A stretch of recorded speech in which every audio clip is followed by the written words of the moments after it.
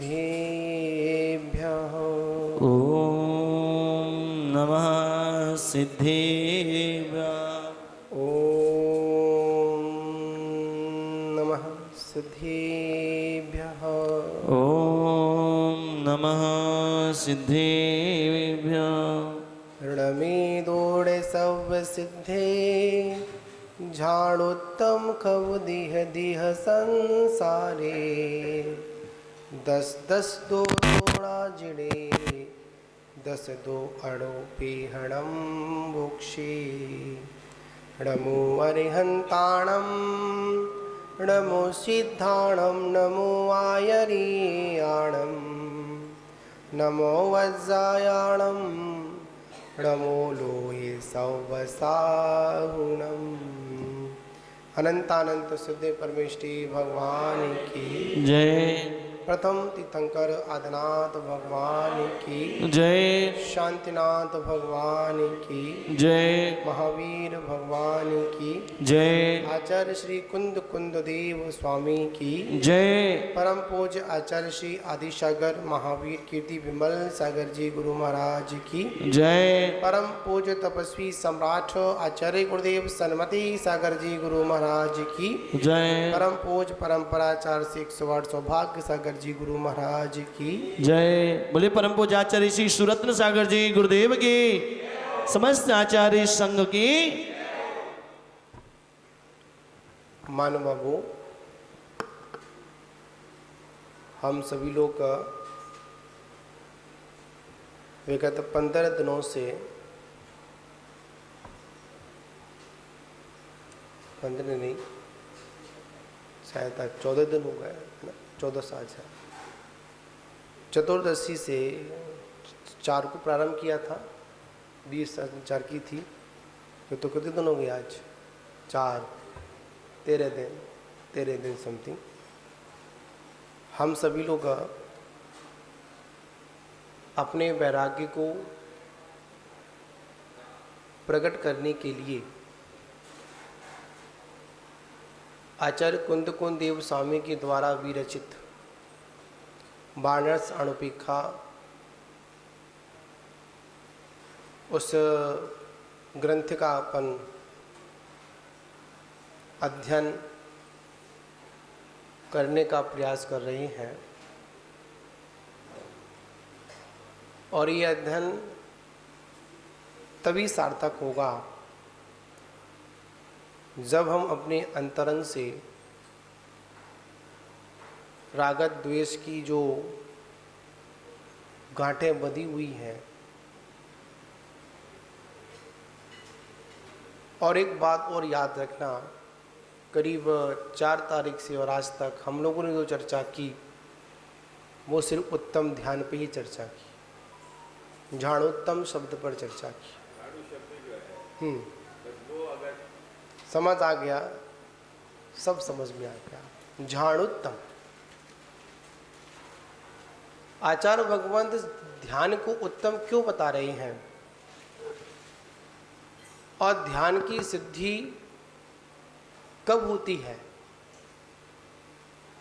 जब अंतरंग से रागत द्वेष की गांठें खुल जाती है।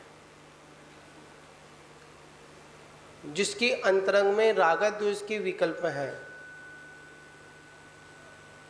वह जीव उत्तम ध्यान का अधिकारी नहीं है।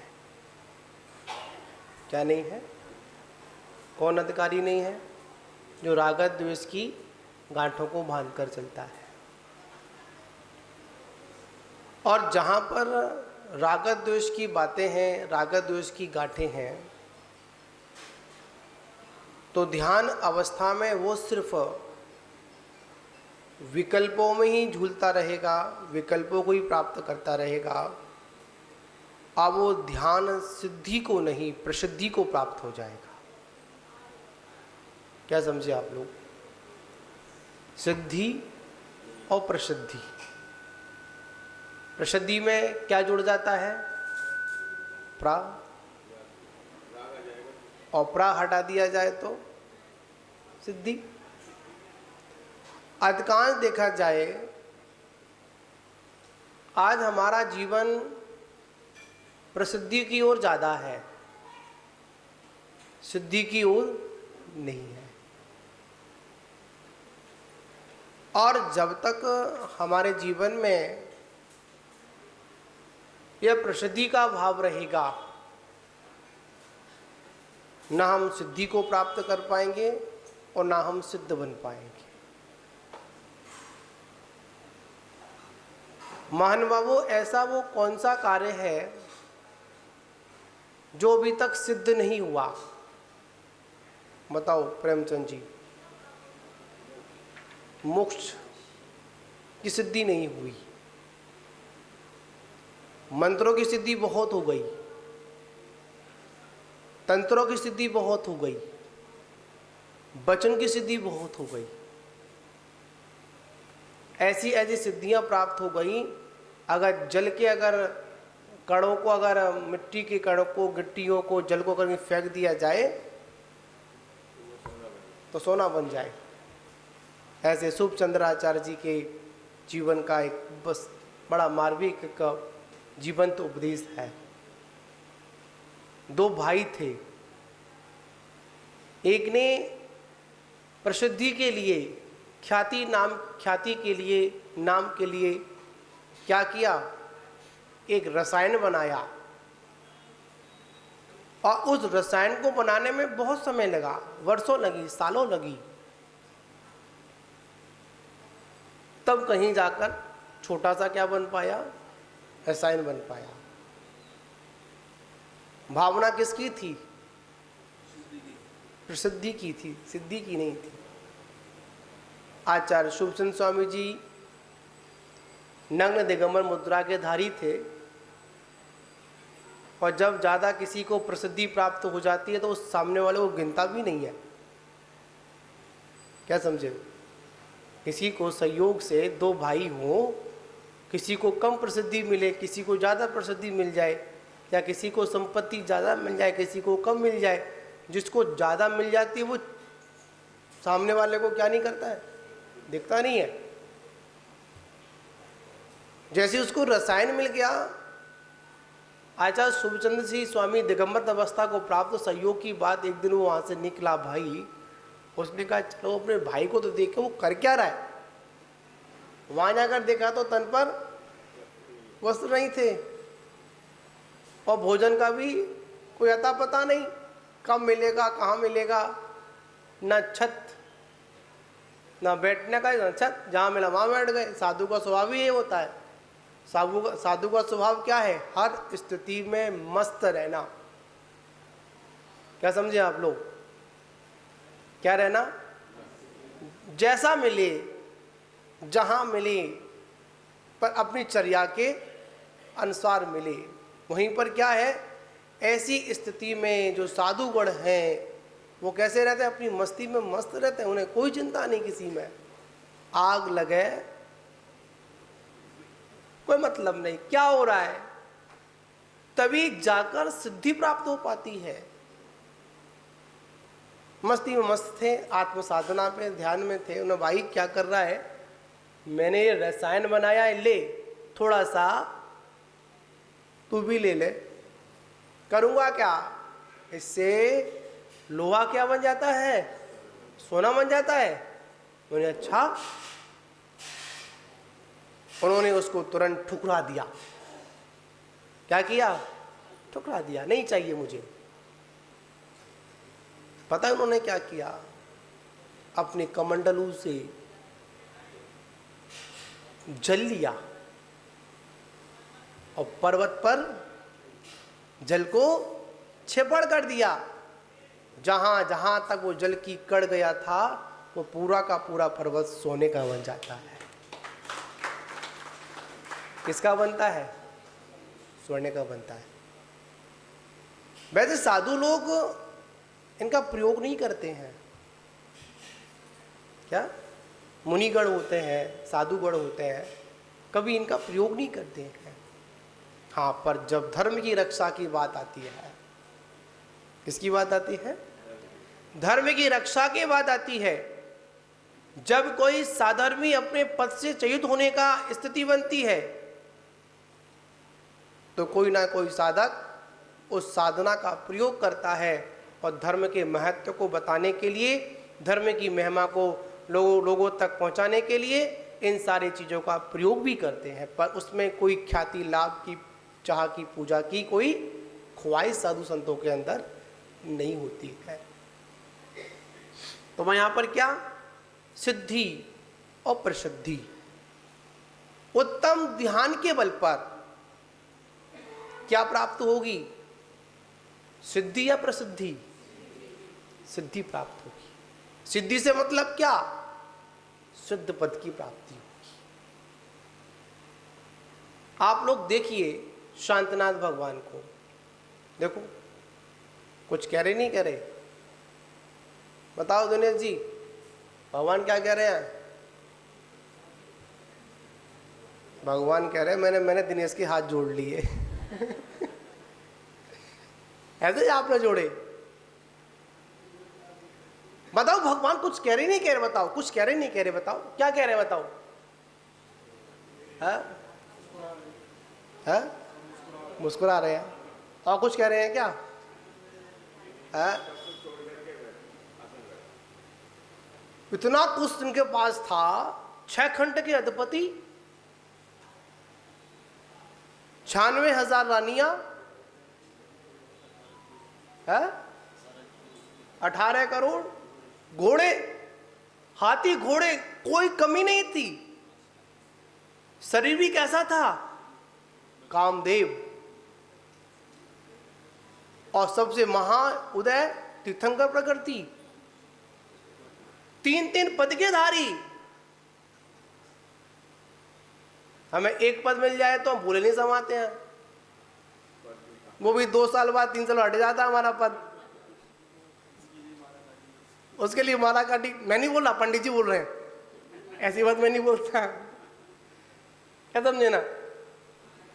वो पद मिला, 3 पद के स्वामी, जिनके आगे सौधर्मेंद्र हाथ जोड़ खड़ा हुआ है, गर्भ कल्याणक से पूर्व ही सारी व्यवस्था बना दी गई, करोड़ों में रत्नों की वर्षा हुई। ऐसे तीर्थंकर स्वामी, ऐसे शांतनाथ भगवान सब कुछ छोड़कर कैसे बैठ गए,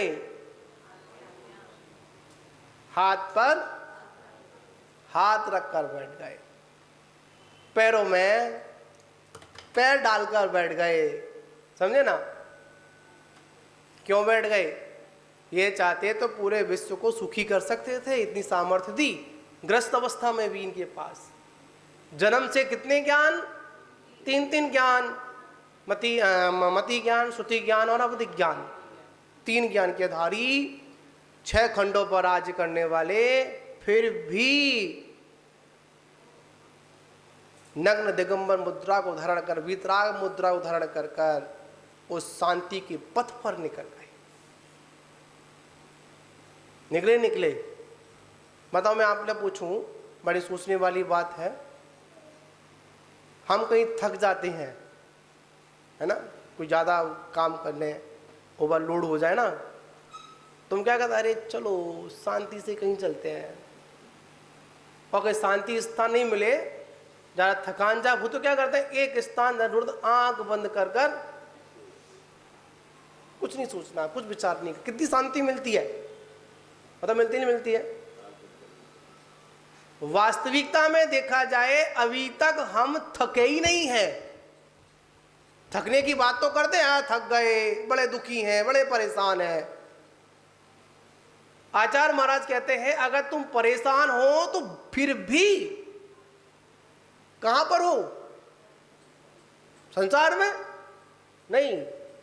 जिस व्यक्ति को यह पता चल जाए संसार में दुख के अलावा कुछ भी नहीं है, फिर भी परवाह में पड़ा हुआ है, जिह्वा से बोल रहा है कि मैं परेशान हूं, संसार में सुख नहीं है। ये रास्ते में आ रहे थे, बड़ी सुंदर चर्चा थी, हम तो ज्ञानी पुरुष हैं, आप तो महाज्ञानी पुरुष हो। और जिस नगर में एक चतुर्मास अगर हो जाए तो आधे श्रावक वैसे ही साधु से इतने परिचित हो जाते हैं, साधु की चर्या में इतने जानकार हो जाते हैं, इतने ज्ञानी हो जाते हैं, उनको पता होता है कि साधु की चर्या क्या होती है। और जो कोई दूसरा साधु आ जाए तब नहीं, ये चर्या ऐसी नहीं, ये चर्या ऐसी है। ज्ञानी पुरुष, ज्ञान को बढ़ाने वाले लोग। आचार्य परमात्मा कहते हैं, आचार्य भगवंतों ने कहा जीवन में शांति पानी है, जो जो शांतनाथ भगवान ने किया वो करो। क्या किया महाराज, ये बहुत अच्छी बात बताइए आपने, जो जो शांतनाथ ने वो हम करेंगे। अब क्या करेंगे? शांतनाथ भगवान ने 96,000 योगी जी बैठे हैं क्या? शांतनाथ भगवान के बाद अगर कोई नंबर सूर्यनगर में है तो किसका है? प्रधान जी का है। क्योंकि जो बड़े शांतनाथ और योगेश जी छोटे शांत है, शांत रहते हैं। क्या धर्म में आप लोगों को भाई बात यहां समझनी है, बड़ी मार्मिक बात है। शांतनाथ भगवान ने क्या किया? भगवान शांतनाथ के पास इतनी विभूति होने पर भी उसके झंझट में, उनके पचड़े में बिल्कुल नहीं पड़े। राजा महाराजा मंडलेश्वर राजा हमेशा उनके चरणों में खड़े रहते थे, पर सब कुछ छोड़ छाड़ कर कहाँ निकल गए? परम शांति के पथ पर निकल गए। उत्तम ध्यान को स्वीकार किया, और उत्तम ध्यान को स्वीकार किया, जैसे ही दीक्षा को स्वीकार किया। और याद रखना, तीर्थंकर परमात्मा अपने घर में भी, गृहस्थ जीवन भी ज्यादा वार्तालाप नहीं करते। क्यों नहीं करते हैं? तीर्थंकर का इतना पुण्य का उदय हुआ करता है कि उनके सामने सारी समस्याएं अपने आप दूर हो जाती हैं। तीर्थंकर गृहस्थ जीवन में होते हैं, उस समय उनके घर में किसी का भी वियोग नहीं होता है, कोई भी मृत्यु को प्राप्त नहीं होता है, कोई दुख नहीं देखते वो लोग। समझे ना आप लोग? बात यहां पर है, तीर्थंकर के पुण्य की बात कहें, उसका कोई वर्णन नहीं है, फिर भी सारा राजपाट छोड़कर कहां निकल पड़े? शांति के पथ पर निकल पड़े। और हम सभी के लिए शांति दूत बनकर हमारे सामने, मोक्ष जाने के बावजूद भी आज शांतनाथ भगवान की प्रतिभा हमको संकेत देती है, अरे बेटा, इस संसार में कहीं पर भी सुखी नहीं है। मैंने संसार का हर एक कोना एक बार नहीं, 2 बार नहीं, अनंतों बार घूम लिया। तीनों लोकों का ऐसा कोई भी स्थान नहीं है कि जहां पर मैंने जन्म और मरण नहीं किया हो, पर मुझे शांति नहीं मिली। चाहे वो नरक गति हो, चाहे वो त्रिंच गति हो, चाहे मनुष्य गति हो, चाहे देव गति हो, ये तो मुख्यता से भेद कर दिए गए। 84 लाख योनियों में मैंने भ्रमण किया, पर शांति कहां नहीं मिली। अज्ञानतावश मैं श्रद्धालय में भी होकर आ गया। कहां पर? श्रद्धालय में आप गए नहीं गए? बताओ कितने लोग श्रद्धालय में गए? सब गए। दशा कौन सी थी? निगोदिया। क्या समझाई? श्रद्धालय में गए, बहुत बार गए, निगोदिया बनकर गए। जैसे गए, एक सांस में 8-10 बार, कितनी सांस में? एक सांस 18 बार जन्म और मरण की वेदना, वेदना नहीं महावेदना को सहन किया। पर शांति मुझे मिली क्या? नहीं मिली।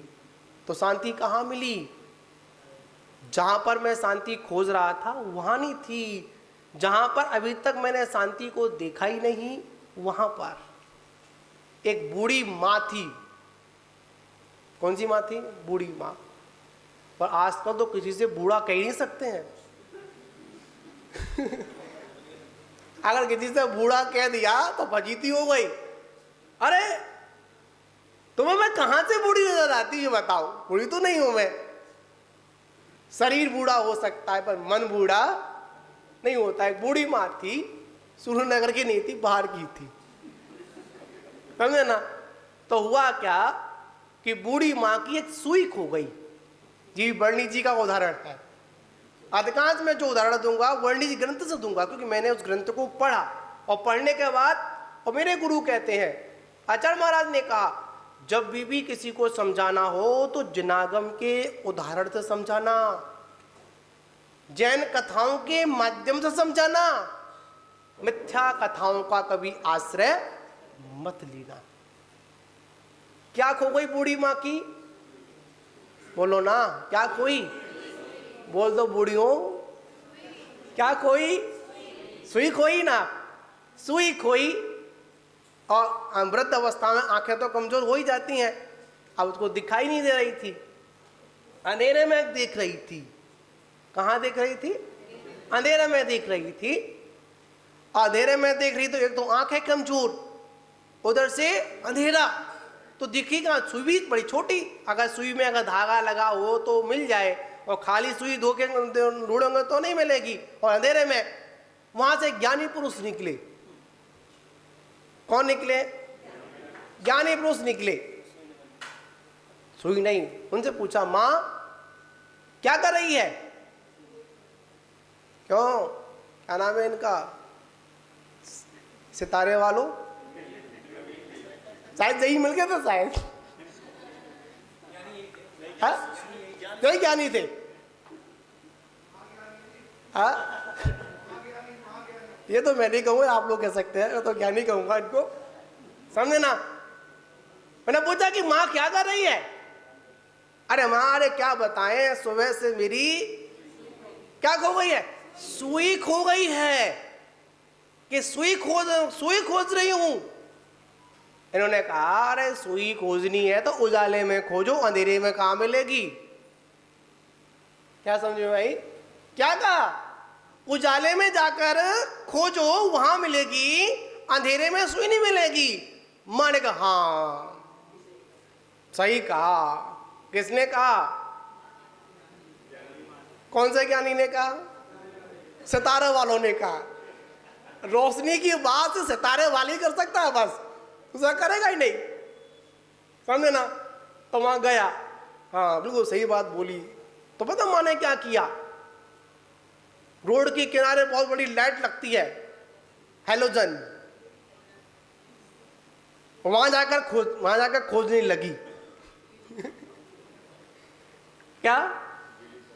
वहां जाकर क्या करने लगी? खोजने लगी। क्यों? सितारे वाले ने कहा था उजाले में खोजो, तो उजाले में पहुंच गई खोजने के लिए वो,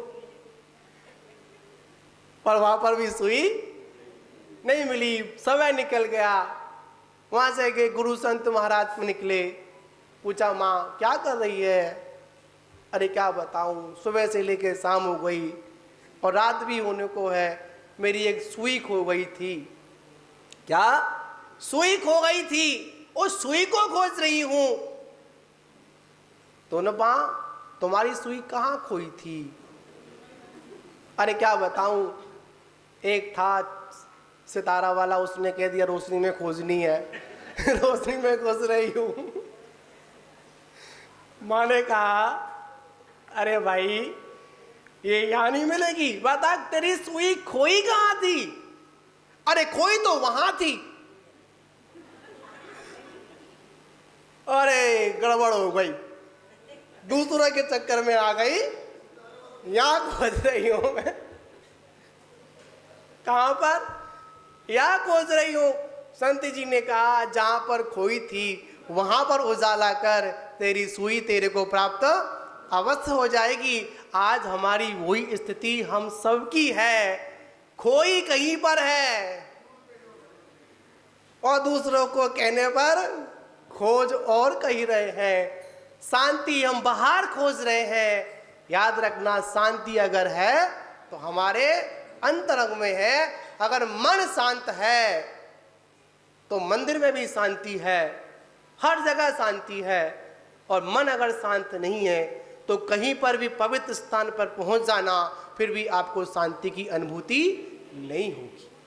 तो महान बाबू, हम सभी लोग परम शांति की प्राप्ति के लिए किनके चरण सानिध्य में?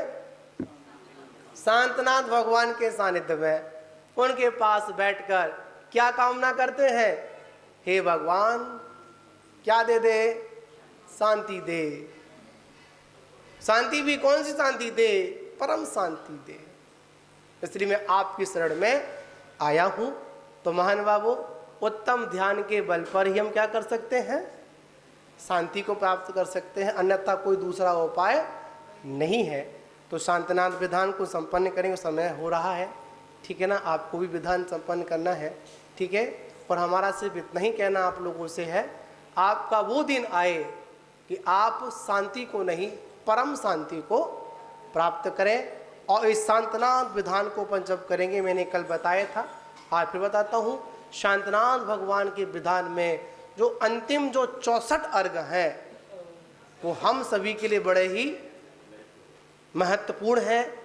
32 अर्घों में तो सारे उपद्रवों को नाश करने के लिए शांतनाथ भगवान से प्रार्थना की गई है, और 32 उन अर्घों में उन पदों की प्राप्त करने की बात की गई है जिन पदों को अभी तक हम लोगों ने प्राप्त नहीं किया। जहां तक है जननी, अगर मैं किसी की जननी बनूं, तीर्थंकर को जन्म देने वाली जननी बनूं, ठीक? अगर मुझे पद की प्राप्ति, स्वर्ग की प्राप्ति हो, तो सौधर्म इंद्र बनूं, सची इंद्राणी बनूं। क्यों? ये पद ऐसे पद हैं जो एक भवावतारी पद होते हैं। मुझे एक प्रसंग आता है, ऐसे बोलता हूं मैं, भगवान के समुषण में लोकपाल होते हैं। लोकपाल, हाँ पंडित जी, होते नहीं होते?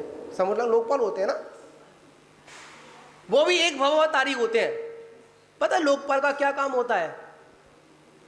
वो सिर्फ इतना काम करते हैं, जैसे ही भगवान की दिव्य धुनी खिलने का समय होता है, तो सिर्फ इतना काम कर, चलो भाई भगवान की देशना खिलने का समय हो चुका है। मात्र इतना ही काम करते हैं। पता है, इतना काम करने से वो भी एक भवा अवतारी हो जाते हैं।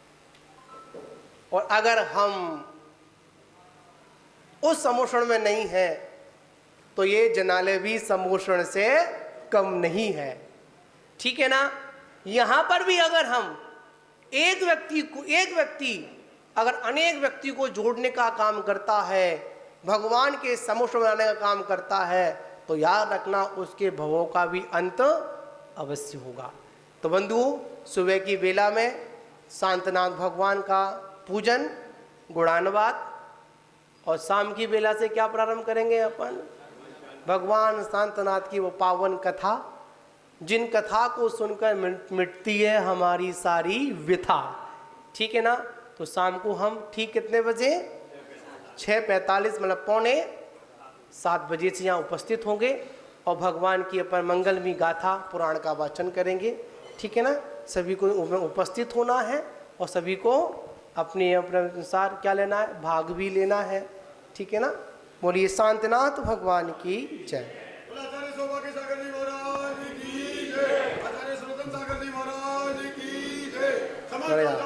हाथी घोड़े कोई कमी नहीं थी। शरीर भी कैसा था? कामदेव। और सबसे महाउदय तीर्थंकर प्रकृति, 3-3 पद के धारी। हमें एक पद मिल जाए तो हम भूले नहीं समाते हैं, वो भी 2 साल बाद 3 साल हट जाता है हमारा पद। उसके लिए माला काटी, मैं नहीं बोल रहा, पंडित जी बोल रहे हैं, ऐसी बात मैं नहीं बोलता, क्या समझे ना? वो पद मिला, 3-3 पद के स्वामी, जिनके आगे सौधर्म इंद्र हाथ जोड़ खड़ा हुआ है। गर्भ कल्याणक से पूर्व ही सारी व्यवस्था बना दी गई, करोड़ों में रत्नों की वर्षा हुई। ऐसे तीर्थंकर स्वामी, ऐसे शांतनाथ भगवान सब कुछ छोड़कर कैसे बैठ गए? हाथ पर हाथ रखकर बैठ गए, पैरों में पैर डालकर बैठ गए। समझे ना? क्यों बैठ गए? ये चाहते तो पूरे विश्व को सुखी कर सकते थे, इतनी सामर्थ्य दी। ग्रस्त अवस्था में भी इनके पास जन्म से कितने ज्ञान? 3-3 ज्ञान। मति ज्ञान, श्रुति ज्ञान और अवधि ज्ञान, 3 ज्ञान के धारी, 6 खंडों पर राज्य करने वाले, फिर भी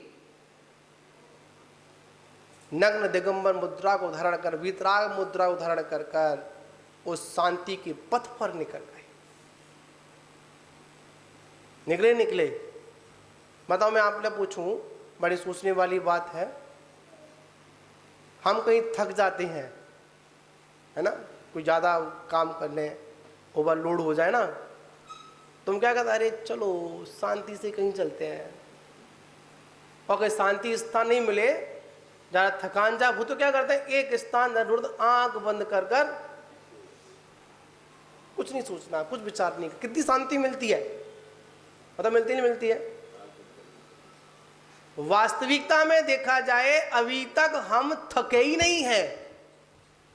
थकने की बात तो करते हैं, थक गए, बड़े दुखी हैं, बड़े परेशान हैं। आचार्य महाराज कहते हैं अगर तुम परेशान हो तो फिर भी कहां पर हो, संसार में नहीं।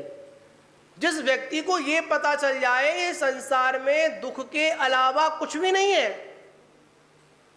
फिर भी परवाह न पड़ा हुआ है, जिभ्या से बोल रहा है कि मैं परेशान हूं, संसार में सुख नहीं है। रास्ते में आ रहे थे, बड़ी सुंदर चर्चा थी, हम तो ज्ञानी पुरुष हैं, आप तो महाज्ञानी पुरुष हो। और जिस नगर में एक चतुर्मास अगर हो जाए तो आधे श्रावक वैसे ही साधु से इतने परिचित हो जाते हैं, साधु की चर्या में इतने जानकार हो जाते हैं, इतने ज्ञानी हो जाते हैं, उनको पता होता है कि साधु की चर्या क्या होती है। और जब कोई दूसरा साधु आ जाए तब नहीं, ये चर्या ऐसी नहीं, ये चर्या ऐसी है। ज्ञानी पुरुष, ज्ञान को बढ़ाने वाले लोग। आचार्य परमात्मा कहते हैं, आचार्य भगवंतों ने कहा जीवन में शांति पानी है, जो जो शांतनाथ भगवान ने किया वो करो। क्या किया महाराज, ये बहुत अच्छी हो बताइए आपने, जो जो शांतनाथ ने वो हम करेंगे। अब क्या करेंगे, शांतनाथ भगवान ने 96,000 योगी जी बैठे हैं क्या। शांतनाथ भगवान के बाद अगर कोई नंबर सूर्यनगर में है तो किसका है, प्रधान जी का है। क्योंकि जो बड़े शांतनाथ और योगेश जी छोटे शांत है, शांत रहते हैं। क्या धर्म में आप लोगों को भाई बात यहां समझनी है, बड़ी मार्मिक बात है। शांतनाथ भगवान ने क्या किया, भगवान शांतनाथ के पास इतनी विभूति होने पर भी उसके झंझट में, उनके पचड़े में बिल्कुल नहीं पड़े। राजा महाराजा मंडलेश्वर राजा हमेशा उनके चरणों में खड़े रहते थे, पर सब कुछ छोड़ छाड़ कर कहाँ निकल गए, परम शांति के पथ पर निकल गए। उत्तम ध्यान को स्वीकार किया, और उत्तम ध्यान को स्वीकार किया, जैसे ही दीक्षा को स्वीकार किया। और याद रखना, तीर्थंकर परमात्मा अपने घर में भी, गृहस्थ जीवन भी ज्यादा वार्तालाप नहीं करते। क्यों नहीं करते हैं। तीर्थंकर का इतना पुण्य का उदय हुआ करता है कि उनके सामने सारी समस्याएं अपने आप दूर हो जाती हैं। तीर्थंकर गृहस्थ जीवन में होते हैं, उस समय उनके घर में किसी का भी वियोग नहीं होता है, कोई भी मृत्यु को प्राप्त नहीं होता है, कोई दुख नहीं देखते वो लोग। समझे ना आप लोग, बात यहां पर है। तीर्थंकर के पुण्य की बात कहें, उसका कोई वर्णन नहीं है, फिर भी सारा राजपाट छोड़कर कहां निकल पड़े, शांति के पथ पर निकल पड़े। और हम सभी के लिए शांति दूत बनकर हमारे सामने, मोक्ष जाने के बावजूद भी आज शांतनाथ भगवान की प्रतिभा हमको संकेत देती है, अरे बेटा इस संसार में कहीं पर भी सुखी नहीं है। मैंने संसार का हर एक एक कोना एक बार नहीं, 2 बार नहीं, अनंतों बार घूम लिया। तीनों लोकों का ऐसा कोई भी स्थान नहीं है कि जहां पर मैंने जन्म और मरण नहीं किया हो, पर मुझे शांति नहीं मिली। चाहे वो नरक गति हो, चाहे वो त्रिंच गति हो, चाहे मनुष्य गति हो, चाहे देव गति हो, ये तो मुख्यता से भेद कर दिए गए। 84 लाख योनियों में मैंने भ्रमण किया, पर शांति कहां नहीं मिली। अज्ञानतावश मैं सिद्धालय में भी होकर आ गया। कहां पर? सिद्धालय में आप गए नहीं गए बताओ? कितने लोग सिद्धालय में गए? सब गए। दशा कौन सी थी? निगुदिया। क्या समझाई? सिद्धालय में गए, बहुत बार गए, निगोदिया बनकर गए। जैसे गए एक सांस में 8-10 बार। कितनी सांस में? एक सांस 18 बार जन्म और मरण की वेदना, वेदना नहीं महावेदना को सहन किया, पर शांति मुझे मिली क्या? नहीं मिली। तो शांति कहां मिली? जहां पर मैं शांति खोज रहा था वहां नहीं थी। जहां पर अभी तक मैंने शांति को देखा ही नहीं, वहां पर एक बूढ़ी मां थी। कौन सी मां थी? बूढ़ी मां। पर आजकल तो किसी से बूढ़ा कह नहीं सकते हैं। अगर किसी से बूढ़ा कह दिया तो फजीती हो गई। अरे तुम्हें मैं कहां से बूढ़ी नजर आती है बताओ? बूढ़ी तो नहीं हूं मैं। शरीर बूढ़ा हो सकता है पर मन बूढ़ा नहीं होता है। बूढ़ी मां थी, सुरेंद्रनगर की नहीं थी, बाहर की थी, समझे ना? तो हुआ क्या कि बूढ़ी मां की एक सुई खो गई। जी वर्णी जी का उदाहरण है। अधिकांश में जो उदाहरण दूंगा वर्णी जी ग्रंथ से दूंगा, क्योंकि मैंने उस ग्रंथ को पढ़ा और पढ़ने के बाद, और मेरे गुरु कहते हैं, आचार्य महाराज ने कहा जब भी किसी को समझाना हो तो जिनागम के उदाहरण से समझाना, जैन कथाओं के माध्यम से समझाना, मिथ्या कथाओं का कभी आश्रय मत लेना। क्या खो गई बूढ़ी मां की? बोलो ना, क्या खोई? बोल दो बूढ़ियों, क्या खोई? सुई खोई ना, सुई खोई। और वृद्ध अवस्था में आंखें तो कमजोर हो ही जाती हैं। अब उसको दिखाई नहीं दे रही थी, अंधेरे में देख रही थी। कहाँ देख रही थी? अंधेरे में देख रही थी। अंधेरे में देख रही तो एक तो आंखें कमजोर, उधर से अंधेरा, तो दिखी कहाँ? सुई भी बड़ी छोटी। अगर सुई में अगर धागा लगा हो तो मिल जाए, और खाली सुई धोखे ढूंढोगे तो नहीं मिलेगी। और अंधेरे में वहां से ज्ञानी पुरुष निकले। कौन निकले? ज्ञानी पुरुष निकले। सुई नहीं। उनसे पूछा मां क्या कर रही है? क्यों? क्या नाम है इनका? सितारे वालों, शायद यही मिल गया था शायद। यही ज्ञानी थे। हाँ ये तो मैं नहीं कहूँगा, आप लोग कह सकते हैं, तो ज्ञानी कहूंगा इनको, समझे ना? मैंने पूछा कि माँ क्या कर रही है? अरे माँ, अरे क्या बताएं, सुबह से मेरी क्या खो गई है? सुई खो गई है। कि सुई खोज रही हूं। इन्होंने कहा अरे सुई खोजनी है तो उजाले में खोजो, अंधेरे में कहां मिलेगी? क्या समझे भाई? क्या कहा? उजाले में जाकर खोजो, वहां मिलेगी, अंधेरे में सुई नहीं मिलेगी। मां ने कहा हाँ सही कहा। किसने कहा? कौन से ज्ञानी ने कहा? सितारे वालों ने कहा। रोशनी की बात सितारे वाली कर सकता है, बस दूसरा करेगा ही नहीं, समझे ना? तो वहां गया, हाँ बिल्कुल सही बात बोली। तो पता मां ने क्या किया? रोड के किनारे बहुत बड़ी लाइट लगती है, हेलोजन, वहां जाकर खोजने लगी। क्या? वहां जाकर क्या करने लगी? खोजने लगी। क्यों? सितारे वाले ने कहा था उजाले में खोजो, तो उजाले में पहुंच गई खोजने के लिए वो, पर वहां पर भी सुई नहीं मिली, समय निकल गया। वहां से गए गुरु संत महाराज निकले, पूछा माँ क्या कर रही है? अरे क्या बताऊं, सुबह से लेके शाम हो गई और रात भी होने को है, मेरी एक सुई खो गई थी।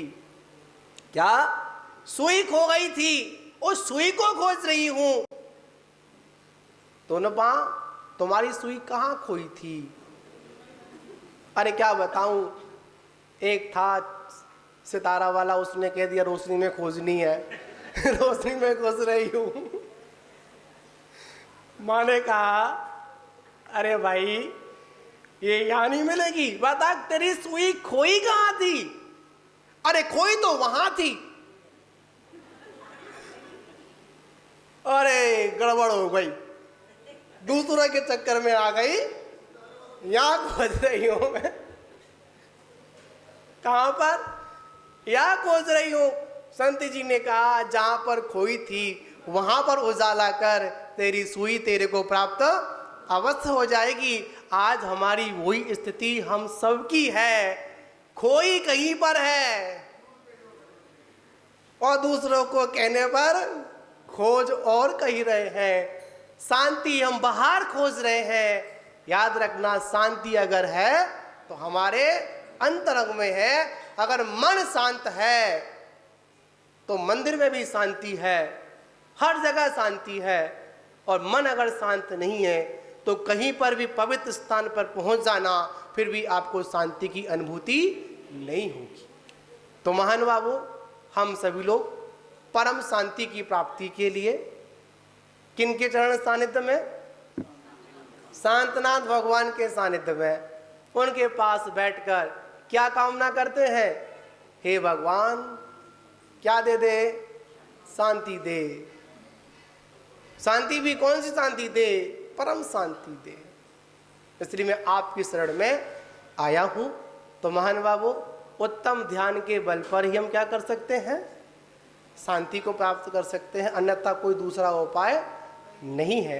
तो शांतनाथ विधान को संपन्न करेंगे, समय हो रहा है, ठीक है ना? आपको भी विधान संपन्न करना है, ठीक है?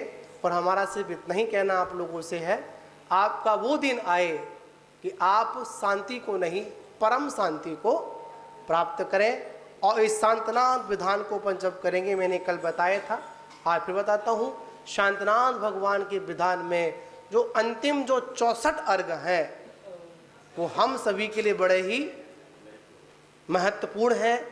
32 अर्घों में तो सारे उपद्रवों को नाश करने के लिए शांतनाथ भगवान से प्रार्थना की गई है और 32 उन अर्घों में उन पदों की प्राप्त करने की बात की गई है जिन पदों को अभी तक हम लोगों ने प्राप्त नहीं किया। जहां तक है जननी, अगर मैं किसी की जननी बनूं, तीर्थंकर को जन्म देने वाली जननी बनूं, ठीक? अगर मुझे पद की प्राप्ति, स्वर्ग की प्राप्ति हो तो सौधर्म इंद्र बनूं, सची इंद्राणी बनूं। क्यों? ये पद ऐसे पद हैं जो एक भवावतारी पद होते हैं। मुझे एक प्रसंग आता है, ऐसे बोलता हूं मैं, भगवान के समुषण में लोकपाल होते, लोकपाल, क्या पंडित जी होते नहीं होते? समुद्र लोकपाल होते हैं ना, वो भी एक भवावतारी होते हैं। पता है लोकपाल का क्या काम होता है? वो सिर्फ इतना काम करते हैं, जैसे ही भगवान की दिव्य धुनी खिलने का समय होता है तो सिर्फ इतना काम कर, चलो भाई भगवान की देशना खिलने का समय हो चुका है, मात्र इतना ही काम करते हैं। पता है इतना काम करने से वो भी एक भवा अवतारी हो जाते हैं। और अगर हम उस समोषण में नहीं है तो ये जनाले भी समोषण से कम नहीं है, ठीक है ना? यहां पर भी अगर हम एक व्यक्ति अगर अनेक व्यक्ति को जोड़ने का काम करता है, भगवान के समोषण बनाने का काम करता है, तो याद रखना उसके भवों का भी अंत अवश्य होगा। तो बंधुओं, सुबह की बेला में शांतनाथ भगवान का पूजन, गुणानुवाद, और शाम की बेला से क्या प्रारंभ करेंगे अपन? भगवान शांतनाथ की वो पावन कथा, जिन कथा को सुनकर मिटती है हमारी सारी व्यथा, ठीक है ना। तो शाम को हम ठीक कितने बजे, 6:45 मतलब 6:45 बजे से यहाँ उपस्थित होंगे और भगवान की अपन मंगलमयी गाथा पुराण का वाचन करेंगे। ठीक है ना। सभी को उपस्थित होना है और सभी को अपने अपने अनुसार क्या लेना है, भाग भी लेना है। ठीक है ना। बोलिए शांतिनाथ भगवान की जय।